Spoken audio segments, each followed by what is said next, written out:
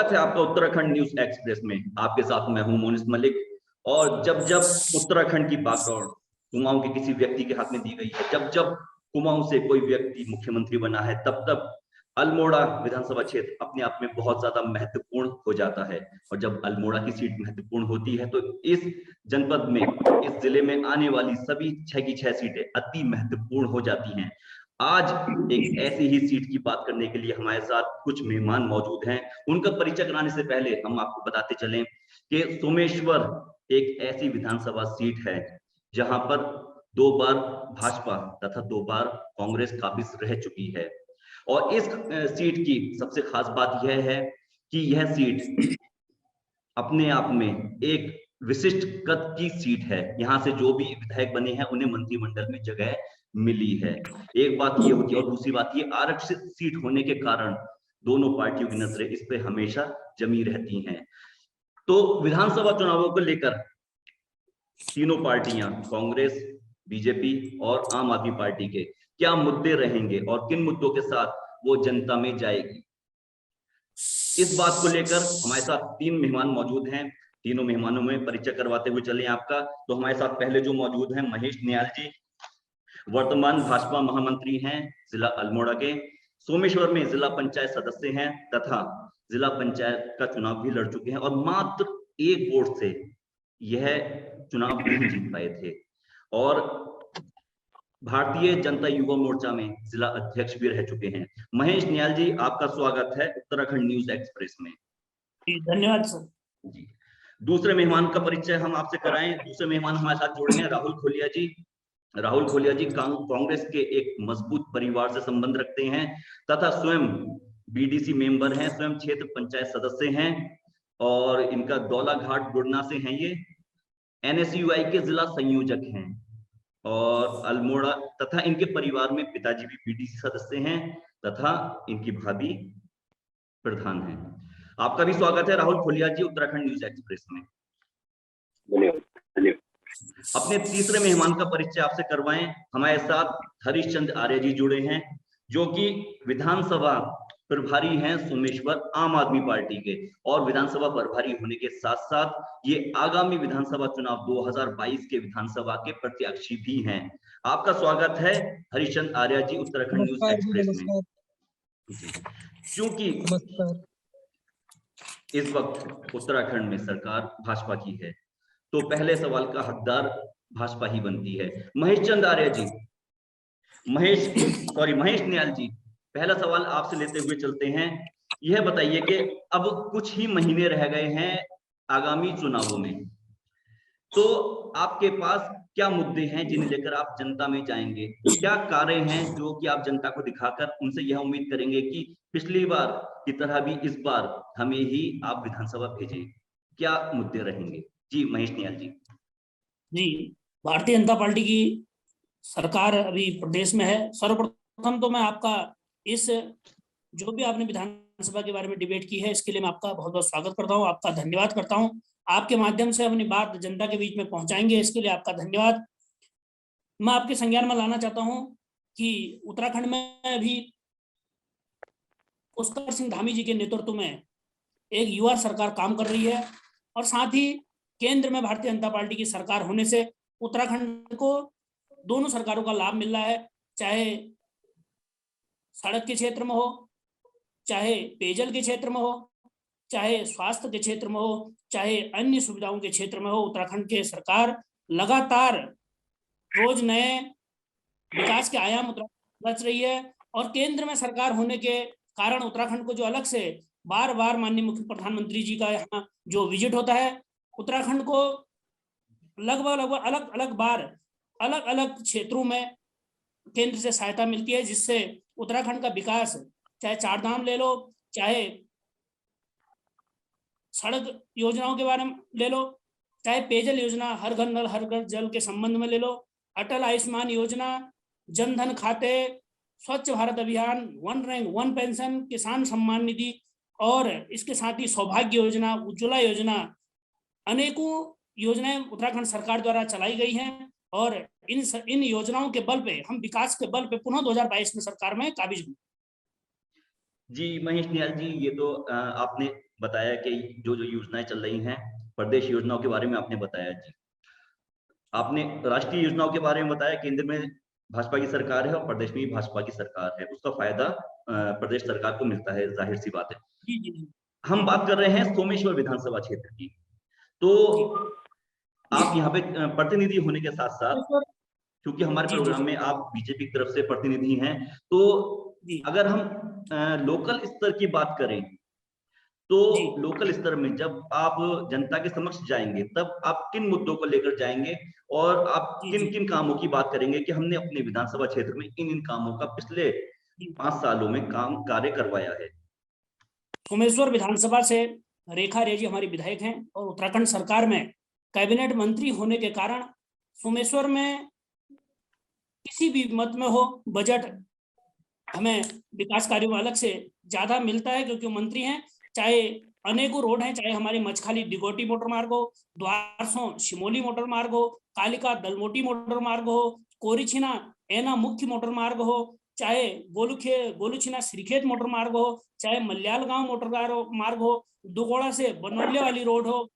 इसके साथ ही अनेकों महत्वपूर्ण जो रोड हैं, चाहे सोमेश्वर महाविद्यालय हो, चाहे सोमेश्वर अस्पताल का उच्चीकरण हो, उसके साथ ही जो हमारा शीतलापुर डिग्री कॉलेज है उसमें भवन की व्यवस्था हो, या अन्य जो भी हमारे महत्वपूर्ण रोड हैं, इन सड़कों के लिए आज तक इतनी सड़कें कभी यहाँ नहीं निर्माण नहीं हुई होंगी जितनी सड़कें इन पिछले 5 सालों में सोमेश्वर विधानसभा में निर्माण हुई है। इसी के साथ ही हमारे वहां सोमेश्वर विधानसभा में 4 या 5 बहुत महत्वपूर्ण पंपिंग योजना जो लोग सोच भी नहीं सकते थे, चाहे नाइट हॉल पंपिंग योजना हो, चाहे भक्तोला सकार पंपिंग योजना हो, चाहे शीतला खेत पंपिंग योजना हो, चाहे द्वारसों पेयजल योजना हो, मल्याल गांव पेयजल योजना का निर्माण हो, ऐसे अनेकों पेयजल योजनाएं पूरा एक 10-12 पन्नों का मेरे पास पूरा पुलिंदा है।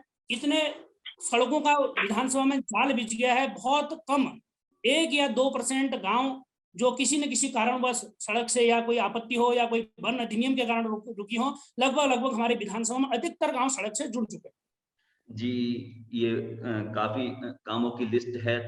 बता रहे हैं कि 10 या 12 पेज हैं जो कार्य विधानसभा क्षेत्र में हुए हैं। अगला सवाल लेते हैं हम अपने कांग्रेस के प्रतिनिधि से। जी राहुल खुलिया जी, आपके पास क्या मुद्दे हैं जिससे कि आप भाजपा को, जो सत्ता नशीन पार्टी है इस वक्त, उसे घेरने की तैयारी करेंगे? विधानसभा क्षेत्र में किन मुद्दों के साथ, किस बात के साथ आप जनता के समक्ष जाएंगे?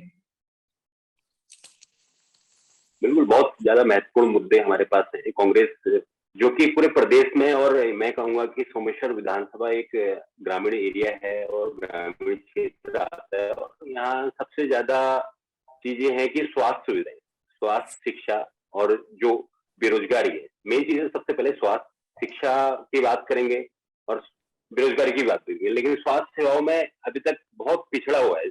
चाहे मंत्री जी ने काम करवाए होंगे, लेकिन स्वास्थ्य के मामले में आपको बताऊं कि आज भी यहाँ पर गर्भवती महिलाएं जो दम तोड़ती जा रही हैं हमारे पहाड़ों पे, ये कार्य बिल्कुल भी धरातल पर नहीं हुए। चाहे वो हवाई फायर इन्होंने जरूर की होगी कि सोमेश्वर अस्पताल का उच्चीकरण जरूर कर दिया होगा, लेकिन सोमेश्वर विधानसभा क्षेत्र में कई ऐसे अस्पताल है जो जहाँ से दूरस्थ गांव जुड़े हैं। जैसे मैं खुद जहाँ दौलागढ़ का रहता हूँ, जहाँ मैं, वहाँ एक प्राथमिक स्वास्थ्य केंद्र है जहाँ कोई भी सुविधा आपको नहीं मिली, जहाँ फर्श भी डला है। मैं आपको बताऊं, ऐसी सुविधाओं से, अगर ये इन चीजों को सुविधा कहते हैं तो हाँ जरूर विकास हुआ होगा, अगर यही विकास है। क्योंकि अगर स्वास्थ्य सबसे मेन है पहाड़ों की समस्या, तो धरातल पर काम सुनिए, हमारा मुद्दा केवल स्वास्थ्य है। पहला मुद्दा और महत्वपूर्ण मुद्दा है पहाड़ों के लिए, क्योंकि ये कोरोना टाइम है और ये ऐसी महामारी का टाइम है जहाँ स्वास्थ्य पे हर संबंधी समस्याएं पहले हमारा मुद्दा ये रहे। और दूसरा मुद्दा है गांव से पलायन जो हो रहा है। सोमेश्वर विधानसभा में कहूं, जो मेन सोमेश्वर है, जो केवल आपने कृषि के लिए बहुत जाना जाता है, जहाँ चावल का उत्पादन बहुत बड़ा मात्रा में होता है, बहुत अच्छी मात्रा में होता है, बहुत अच्छी क्वालिटी का धान होता है वहां पे, लेकिन उसको एक मार्केट देने में आज तक भाजपा सरकार विफल रही। मंत्री जी जो कि एक कैबिनेट स्तर के मंत्री सोमेश्वर ने, जो सोमेश्वर का प्रतिनिधित्व पूरे प्रदेश और देश स्तर पर कर रहे हैं, उनके क्षेत्र में, उनके विधानसभा क्षेत्र में एक ऐसी मार्केट नहीं दे पाए अपने कृषि संबंधी चीजों को, तो कहाँ विकास हुआ। जहां तक बेरोजगारी की बात करें तो कितने लोग या इस क्षेत्र में हमारे बेरोजगार बैठे हुए। मगर राहुल जी, महेश जी के पास तो एक पूरी लिस्ट है जो बता रहे हैं कि इस क्षेत्र में देखिए कितने विकास कार्य हुए हैं, एक पूरी लंबी लिस्ट है उनके पास। हालांकि उनके पास स्वास्थ्य को लेकर उन्होंने अभी लिस्ट में ऐसा कोई नाम नहीं बताया कि स्वास्थ्य को लेकर बताएं कि हमने इस स्वास्थ्य के लेकर ये कार्य अपने क्षेत्र में करवाए हैं। अगला सवाल लेते हैं आम आदमी पार्टी से। जी आर्य जी, ये बताइएगा आप, हरीश आर्य जी, हाँ जी, कि आपके मुद्दे क्या रहेंगे, क्योंकि आप पहली बार क्षेत्र में चुनाव लड़ रहे हैं, ठीक है। अभी आपका इतना जन आधार भी नहीं है जितना इन दोनों पार्टियों का है, तो आपके आखिर क्या मुद्दे रहेंगे जिसके बीच इन दोनों, जो पहले से ही मैदान में जो पुराने पहलवान प्रतिद्वंदी आपके हैं यहाँ पर, जिन्होंने अपनी पकड़ जमा रखी है, तो उनके बीच आपका ऐसा कौन सा स्ट्रॉन्ग मुद्दा रहेगा जहां पर आप अपने एक वोट बैंक हासिल कर सकें। देखिए, जो भी हमारे भाई लोग सोमेश्वर क्षेत्र के विकास की बात कर रहे हैं, यही हमारा मुद्दा है। जनता सुनेगी इसको और जनता मूल्यांकन करेगी क्या वास्तव में इसमें सच्चाई है। और रही बात हमारी आम आदमी पार्टी की, हमारी आम आदमी पार्टी शिक्षा, बिजली, पानी और स्वास्थ्य, रोजगार, इन मुद्दों पे हमारी पार्टी चुनाव लड़ रही है और जनता हमारे भरपूर सहयोग दे रही है। और ये बड़ा दुर्भाग्य की बात है जी। हाँ, मैं जरा बात पूरी कर लूं अपनी। हाँ हाँ जी जी बिल्कुल। दुर्भाग्य इस बात का है कि लगातार कांग्रेस और बीजेपी का 10-10 वर्ष का शासन रहा है सोमेश्वर विधानसभा में। और सच्चाई ये है, आजादी से आज तक इस पहाड़ के गांव में पानी नहीं पहुंचा पाए पीने का। और रही बात इनकी जो लिस्ट सुनाई जा रही थी, आप इनसे पूछे कि सोमेश्वर विधानसभा में आज तक एक सामुदायिक चिकित्सा केंद्र तक नहीं बना पाए। अति प्राथमिक चिकित्सा केंद्र है सोमेश्वर में। अब ये सुनने वालों की, देखने वालों की, जांच करने वालों का सब्जेक्ट है, जनता खुद फैसला करेगी इस बात का। और 4 ITI बनाई गई, 4 के चारों में से 3 आज अंधी के कगार पे हैं। हॉस्पिटल जहां भी बनाए, जनता का पैसा लगाया, करोड़ों रुपये लगाए, और हॉस्पिटलों की बिल्डिंग आज जर्जर हालत में है। कई स्कूल ऐसे बनाए हैं जिन स्कूलों में चौखट तक नहीं फिट करी गई है। और सवाल, आप अगर क्षेत्र में जाते हैं तो सच्चाई सामने आती है। और जहां तक रहा जो हमारे पहलवान हैं, दोनों पार्टी के लोग, ये लोग होंगे पहलवान, लेकिन वास्तविक मालिक तो जनता है। जनता आपके पहलवानों से जरूर नूरा कुश्ती करेगी और इन पहलवानों को बिल्कुल स्थान देगी। जी, नूरा कुश्ती के बाद जो है जनता तो सर्वोपरि हर जगह होती है। जी महेश निहाल जी, स्वास्थ्य को लेकर दोनों पार्टियों ने आपके ऊपर आरोप लगाए हैं कि एक अस्पताल भी नहीं दे पाए, तो इस बात में कितनी सच्चाई है? क्या स्वास्थ्य व्यवस्था सोमेश्वर की बिल्कुल जर्जर हालत में है? सोमेश्वर विधानसभा में, जी सोमेश्वर विधानसभा में चाहे सोमेश्वर अस्पताल का मामला हो, क्योंकि किसी भी अस्पताल के उच्चीकरण के लिए जनसंख्या का मानक होता है। उस मानक के कारण, क्योंकि सोमेश्वर की जो आबादी है, मैं सोमेश्वर की बात करता हूं, जिस अस्पताल की अभी आपके अपने भाई साहब ने बात की, सोमेश्वर अस्पताल के उच्चीकरण के लिए विशेष कैबिनेट में उसका विशेष प्रस्ताव लाके उस अस्पताल का उच्चीकरण उप सामुदायिक स्वास्थ्य केंद्र के नाम से उसका उच्चीकरण किया गया है। और इसके साथ ही हमारे काकड़ी घाट में अस्पताल की स्वीकृति की गई। हमारे यहाँ पे भाटन्याल जिला में अस्पताल का भवन निर्माण होकर अस्पताल संचालित हो रहा है। इसके साथ ही चाहे आपका दौलाघाट का क्षेत्र हो, चाहे काकुला का क्षेत्र हो, या सोमेश्वर का क्षेत्र हो, या मछखाली का क्षेत्र हो, या हमारे कंडारखुआ का क्षेत्र हो, सभी जहां जहां हमारे प्राथमिक स्वास्थ्य केंद्र थे या उपकेंद्र थे, उन केंद्रों के रखरखाव हेतु, उनके भवन हेतु उसके स्वीकृति, धनराशि स्वीकृत करा के उनके रखरखाव का कार्य वर्तमान में चल रहा है। मेरे दोनों मित्र इस चीज को देख भी सकते हैं। इसके साथ ही आपने स्वास्थ्य की बात की, प्रधानमंत्री अटल आयुष्मान योजना, उत्तराखंड सरकार ने 5 लाख तक मुफ्त इलाज, और माननीय मुख्यमंत्री जी पुष्कर धामी जी ने अगर कोई अस्पताल अटल आयुष्मान योजना के उसमें लेने को, मरीज को लेने के लिए मना करता है तो उनके खिलाफ कड़ी कार्रवाई, कानूनी कार्रवाई करने का भी माननीय मुख्यमंत्री जी ने अपने 2-3 अपने उसमें इसके निर्देश जारी किए गए हैं। साथ ही सोमेश्वर जो हमारा अस्पताल है, वहां पे माननीय मंत्री जी जो हमारे सोमेश्वर के विधायक हैं, उनके द्वारा कोविड काल में वहां पे ऑक्सीजन प्लांट नहीं था और ऑक्सीजन के कारण बहुत से मरीजों को बहुत ज्यादा दिक्कत कोविड काल में हो रही थी। सोमेश्वर में 80 लाख रुपए अपने विधायक निधि से ऑक्सीजन प्लांट के लिए दिए वो, और इसके साथ ही 5 कंटेनर कंसंट्रेटर दौलाघाट में जो अस्पताल है उसके लिए दिए। साथ ही मछखाली अस्पताल, जहां जहां अस्पताल में जिस लायक उस अस्पताल की कैपेसिटी थी, उस लायक अपने विधायक निधि से, शायद ही उत्तराखंड में पहली विधायक होंगी जिन्होंने अपनी विधायक निधि से 1 करोड़ रुपया सीधे अस्पतालों के लिए दिया है। और चाहे स्वास्थ्य कार्ड के माध्यम से हो, हमारे जो लोग जिनके आयुष्मान कार्ड लगभग उत्तराखंड में, मैं सोमेश्वर की मेरे पास करेक्ट डिटेल है नहीं, उत्तराखंड की 44 लाख से ज्यादा लोगों ने आयुष्मान कार्ड बनाए और 481 करोड़ रुपए के व्यय के साथ 3.5 लाख लोगों को उत्तराखंड में इसका लाभ मिला है और मुफ्त में कोरोना टीकाकरण भारतीय जनता पार्टी की यशस्वी सरकार ने किया है। जी, अगला सवाल लेते हैं राहुल खोलिया जी से। जी खोलिया जी, जैसा कि हमने देखा कि पंजाब में क्या हुआ कि प्रभारी हरीश रावत जी थे, तो वहां पे उन्होंने एक ऐसे व्यक्ति को प्रदेश की कमान दी जो कि आरक्षित वर्ग से आते हैं। उनका ये रुझान देखते हुए पार्टी में, कांग्रेस पार्टी में जितने भी आरक्षित वर्ग के जो कद्दावर लीडर हैं, उनमें भी एक तरीके से उत्सुकता जगी है कि हो सकता है कि रावत जी प्रदेश की कमान हमारे हाथ में दे दें। ये एक उत्सुकता है, कयास है, अटकलें हैं।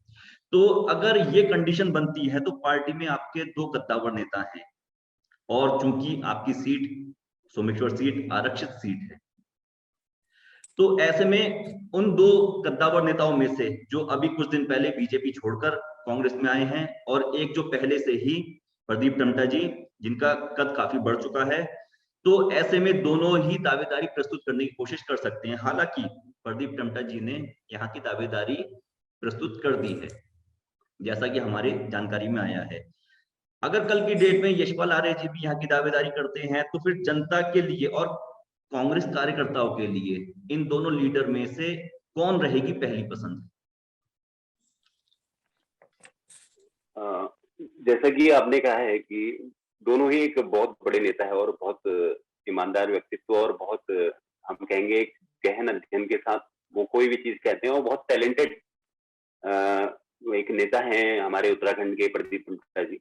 तो अवश्य अगर ये पार्टी हाईकमान का फैसला है, अगर वो चुनाव लड़ते हैं और चुनावों के बाद उन्हें मुख्यमंत्री का चेहरा बनाया जाता है, ये सब हाईकमान की बातें हैं। हम तो केवल कांग्रेस के कार्यकर्ता हैं, हम कांग्रेस के लिए काम कर रहे हैं और हमारा केवल इतना कार्य है कि जनता की जो बातें हैं, जनता के जो कार्य है, अपने प्रतिनिधि तक पहुंचाना और उन्हें पूरा करवाना। और रही बात जहां तक बीजेपी है, बीजेपी 3 सालों इन सालों में केवल मुख्यमंत्री बदलने का काम किया, उसके अलावा धरातल पर कार्य शून्य है। ये केवल अभी चुनाव नजदीक है तो इसलिए ये सारी घोषणाएं भी हो रही हैं। और जहां पर मैं बताऊं कि जहां पर जिन चीजों की आवश्यकता नहीं है, भारतीय जनता पार्टी सोमेश्वर विधानसभा में वो चीजें कर रही है। मैं आपको बता दूं कि दौलाघाट में एक स्टेडियम है, मिनी स्टेडियम, जो कि प्रदीप टम्टा जी जब विधायक थे उन्होंने बनवाया था। उसके बाद दोबारा से उसके लिए 62 लाख की धनराशि अवमुक्त कर दिया और उसका काम शुरू हो गया। और मैं, जहां तक मेरी समझ है कि वो अनावश्यक रूप से एक पैसा जो उस फील्ड में व्यय किया गया है, तो मैं ये नहीं समझता कि वो अभी जरूरत थी कि उस फील्ड को दोबारा से स्टेडियम को ही स्टेडियम बनाना, कोई जरूरत नहीं। भूमि पूजन एक बार पहले हो चुका था, एक बार फिर से हो रहा है। तो कहीं ना कहीं मैं ये जो पैसा, जो धनराशि ये स्वास्थ्य केंद्रों पर लगाई जाए, शिक्षा पर लगाई जाए, तो उसे विकास में मानूंगा। अच्छा, ये कहा जाता है सोमेश्वर सीट के लिए, वैसे तो ये अति महत्वपूर्ण सीट है, ये कहा जाता है कि जो इस सीट से जीतता है वो इस सीट को भूल जाता है। इस बात में कितनी सच्चाई है, राहुल खोलिया जी? बिल्कुल नहीं, बिल्कुल नहीं। जब भी प्रदीप पंडित जी यहाँ से चुनाव लड़े हैं, तो मैं आपको बता दूं कि यहाँ के जितने भी स्कूल हैं, उनका चित्रीकरण उन्हीं के द्वारा हुआ है। शिक्षा पर उन्होंने हमेशा ही ध्यान दिया। आज आप बेरोजगारी की दर उत्तराखंड में देखिए कि अप्रैल लगातार बढ़ रही है। पिछले अप्रैल से आप इस माह में आप देखिएगा तो लगातार बढ़ोतरी पे है। अब जहाँ भाजपा दावा कर रही है कि हमने इतने रोजगार दिए हैं, तो कहीं ना कहीं विफल रही है। आप केवल हम आंकड़े देखते हैं, आंकड़े दिखाने से भाजपा डरती है। हम तो आंकड़े जनता के सामने रखते हैं। जी हरीशचंद्र आर्य जी, आपके पास आते हैं। शिक्षा हाँ को जी। लेकर आपके क्या यहाँ पर विचार रहेंगे कि सोमेश्वर विधानसभा क्षेत्र की अगर बात की जाए तो शिक्षा के, पहले तो ये बताइए कि शिक्षा के क्या हालात हैं यहाँ पर, सिर्फ अपने यहाँ विधानसभा पर क्षेत्र बड़े के? दयनीय हालात हैं शिक्षा के। जितने भी यहाँ पर सरकारी स्कूल हैं, उनकी भवनों की बड़ी दुर्दशा है और जर्जर हालत में है। एक टीचर है और 1 से 5 तक के बच्चों को एक टीचर के द्वारा शिक्षा दी जाती है। और स्कूलों में, सरकारी स्कूलों में पढ़ने वाले छात्रों की संख्या अधिकतम 15 है, कहीं 5 है, कहीं 7 है। जहां मैंने गांव-गांव में जाके देखा है, और जिसके कारण जो बेरोजगारी भी है हमारे उत्तराखंड में, हमारी भाजपा और कांग्रेस की सरकारों ने शिक्षा के क्षेत्र में बच्चों का बेसिक पढ़ाई ही इतनी कमजोर कर दी है। मैं नहीं समझता हूँ कि भविष्य में जाके वो कोई बहुत अच्छा कंपटीशन पास कर पाएंगे। अगर आप जाएं स्कूल में जाके देखिए, बच्चों से अगर आप पूछते हैं, उनसे अपना नाम लिखा के देखिए, अपने गांव का नाम लिखा के देखिए, उनको ठीक से नाम लिखना तक नहीं आता है। स्कूलों की बड़ी दुर्दशा है, लेकिन एक कांग्रेस के और भाजपा के लोग अपने अपने विकास की गाथा तो कह रहे हैं, लेकिन ईमानदारी से अगर ये क्षेत्र में आके देखें और अंतरात्मा से अपनी कही कही बातों को सोचें, तो मेरे को बिल्कुल लगेगा इन्हें शर्म जरूर आएगी। स्कूलों की बड़ी दयनीय हालत है। जी अब सारे स्कूल खंडर बने हुए हैं। जी हरीशचंद्र आर्य जी का कहना है कि स्कूल खंडर बन चुके हैं, जर्जर हालत है और बच्चों से अपना नाम भी लिखना नहीं आता। तो शिक्षा को लेकर जो भी कार्य होगा वो तो आने वाले विधानसभा के चुनावों के बाद ही पता चलेगा। मैं 2-2 मिनट का टाइम आप तीनों को देना चाहता हूँ। 2-2 मिनट में आप अपनी बात जो है समेट सकते हैं। जी पहले मैं टाइम देना चाहूंगा महेश नियाल जी को। जी नियाल जी। जी जी धन्यवाद जी साहब। 2 मैं मिनट में जी। जी मेरे साथी राहुल भाई ने यहाँ पर कहा कि सोमेश्वर में खाली घोषणाएं हो रही। मैं इस विषय में कहना चाहूंगा कि सोमेश्वर में जो आज तक बहुत बड़ी दिक्कत थी, गैस गोदाम की दिक्कत थी, टीएमटी की दिक्कत थी, ताकुला में लाइट की बहुत बड़ी दिक्कत थी, आज माननीय मंत्री जी रेखा आर्य जी के प्रयासों से सोमेश्वर में हमारे पास गैस गोदाम स्वीकृत हुआ है, ताकुला में हमारे पास गैस गोदाम स्वीकृत है, ताकुला में हमारे पास पावर हाउस बना है और सोमेश्वर डिग्री कॉलेज का भवन हमारे द्वारा बनाया गया है। सोमेश्वर में ट्रेजरी स्वीकृत का ट्रेजरी यहाँ पे काम कर रही है। और उसके साथ ही उन्होंने कहा कि स्टेडियम का मामला, अगर स्टेडियम में माननीय मंत्री जी के प्रयासों से, रेखा आर्य जी के प्रयासों से अगर 62 लाख रुपए आया है, तो जरूर ही वो सोमेश्वर जो दौलाघाट में हमारा स्टेडियम है उसको और अति सुंदर बनाने में और अति उसको डेवलप करने में वो पैसा काम आएगा। वो मैं मानता हूँ वो पैसा गलत नहीं है। अगर वहां पे पहले से स्टेडियम था भी, अगर उसमें हम 62 लाख रुपए और स्वीकृत कर रहे हैं, वो बहुत अच्छी बात है। ये मैं चाहूंगा कि सभी लोगों ने इसका समर्थन करना चाहिए। इसके साथ ही खेल को बढ़ावा देने के लिए पपोली में मिनी स्टेडियम बनाया गया और सोमेश्वर विधानसभा में आप इसके आंकड़े ले भी सकते हैं अलग से। सिंचाई योजना, जहां सिंचाई है, हम सिंचाई पे, कृषि पे आधारित हम लोग हैं। सिंचाई योजना गुलकांडे 1 करोड़ के लगभग, गुलकांडे सिंचाई योजना, वलसा, दाड़ीमखोला, सकार, नौगांव लगभग 4 करोड़ से 5 करोड़ की सिंचाई योजना इसी वर्ष स्वीकृत हुई है। इसके साथ ही जी बड़ी बड़ी निहाल पंपिंग, जी, हमारे पास टाइम पेयजल की की कमी होने की वजह से मैं आपको रोकना चाहूंगा। जी जी राहुल खोलिया जी, ये 2 मिनट में आप अपनी बात लगभग। कंप्लीट कीजिए। जी बस हमारे टाइम की बहुत कमी है हमारे पास। जी जी राहुल खोलिया धन्यवाद, जी। आपका धन्यवाद। ये बिल्कुल जमीनी हकीकतें कुछ और है। मेरा बड़े भाई निहाल जी से कहना था कि हाँ जरूर, मैं एक स्टेडियम के लिए आपने पैसा मुक्त कराया, लेकिन अभी की जो आवश्यकता है, मैं पहले ही बता चुका हूँ। हमारी जो मुद्दे हम लेके आ रहे हैं जनता के बीच में, उन मुद्दों के सामने भाजपा के पास कोई जवाब नहीं है। ये सबसे बड़ी हकीकत है। ये पूरा देश जानता है, पूरा प्रदेश जानता है और पूरी विधानसभा जानती है। इस बार सोमेश्वर विधानसभा सीट हम बड़े अच्छे से जीत रहे हैं और ये जो वादे हैं और ये जो मेन समस्याएं हैं उसका काम करने की पूरी कोशिश की जा रही है। और मेरा यहाँ तक मानना है कि युवा अभी समझ चुका है और युवाओं को भरपूर साथ है सोमेश्वर विधानसभा में। और अवश्य हमारे तरफ से कोई भी कैंडिडेट हो, चाहे प्रदीप टुंटा जी हो या राजेंद्र बारकोटी जी हो, तो हम बिल्कुल एक अच्छे मार्जिन से सोमेश्वर विधानसभा को यहाँ से जीत रहे हैं। जी, दावा किया जा रहा है कांग्रेस के द्वारा कि ये विधानसभा कांग्रेस जीत रही है। जी, हरीश चंद्र आर्य जी, अपनी बात 2 मिनट में समेटें।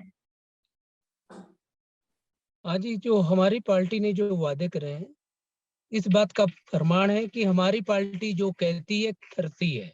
बल्कि सोमेश्वर विधानसभा के जितने लोग दिल्ली में हैं, हम कहते हैं कि पहले आप फोन करिए, जानकारी लें। अगर 300 यूनिट बिजली फ्री है तो हमारी पार्टी पूरा करेगी। और हमारी पार्टी शिक्षा, स्वास्थ्य, रोजगार के बारे में गारंटी दे रही है। उत्तराखंड से 5 गुना ज्यादा है भाई साहब। अभी बताऊं, हाल में अरविंद केजरीवाल जी ने जो चौथी घोषणा करी है, उन्होंने कहा कि उत्तराखंड की प्रत्येक 18 वर्ष से ऊपर की महिला को हम 1000 रुपया महीना उनको पेंशन देंगे, जो आम आदमी अन्य पार्टी केवल पेंशन के देश बनाने अतिरिक्त का हो। तो बेसिक जो यहाँ पर आवश्यकता है, उन्हीं बातों को लेके हमारी पार्टी चुनाव में है। और जनता को तय करना है कि उनको 5 साल बाद 60 रुपए की साड़ी, 200 रुपए की जैकेट या 250 रुपए के कुकर की लाइन में खड़ा होना है, या उनको रोजगार पाना है, अच्छी शिक्षा चाहिए, अच्छा अस्पताल चाहिए, बिजली पानी फ्री चाहिए। ये जनता का फैसला हो। जी, ये तीनों लोगों ने अपनी अपनी बात रखी और आरोप प्रत्यारोप का यह सिलसिला जारी रहेगा। और कुछ मुद्दे जो अभी भी यहाँ से मिस हो गए हैं, जैसे कि पलायन के मुद्दे पर तीनों पार्टियों में से किसी ने बात नहीं की, बेरोजगारी के मुद्दे पर किसी ने बात नहीं की, और जो आगामी जिसके लेकर जन आक्रोश काफी बढ़ रहा है, भू कानून, उसे लेकर किसी पार्टी ने बात नहीं की है। हम इनसे एक और प्रोग्राम करेंगे और पूछेंगे कि आखिर आपने उन मुद्दों पर बात क्यों नहीं की, क्यों आप उन मुद्दों से बच रहे हैं, उन्हें अपने जो है अपने मैनिफेस्टो में शामिल माफ नहीं करना कीजिएगा, चाहते। तो आने वाले प्रोग्राम में हम इस बात को कवर जरूर बात करेंगे। मैं अपने तीनों बात करने को तैयार है। वार्तालाप आपके द्वारा स्टार्टअप नीति के तहत प्रश्नों के आधार पर लोगों को चलिए महेश निहाल जी और हरीश चंद्र आर्य जी, मैं आपको अभी यहाँ पे रोकना चाहूंगा क्योंकि समय हमारे पास बहुत कम है। इसके बाद जरा हमें थोड़ा सा और भी प्रोग्राम रिकॉर्ड करना होगा। तो मैं अपने तीनों मेहमानों का यहाँ पर धन्यवाद करना चाहूंगा, महेश निहाल जी और हरीश चंद्र आर्य जी और राहुल खोलिया जी। आप तीनों मेहमानों का धन्यवाद है, आप हमारे प्रोग्राम में आए।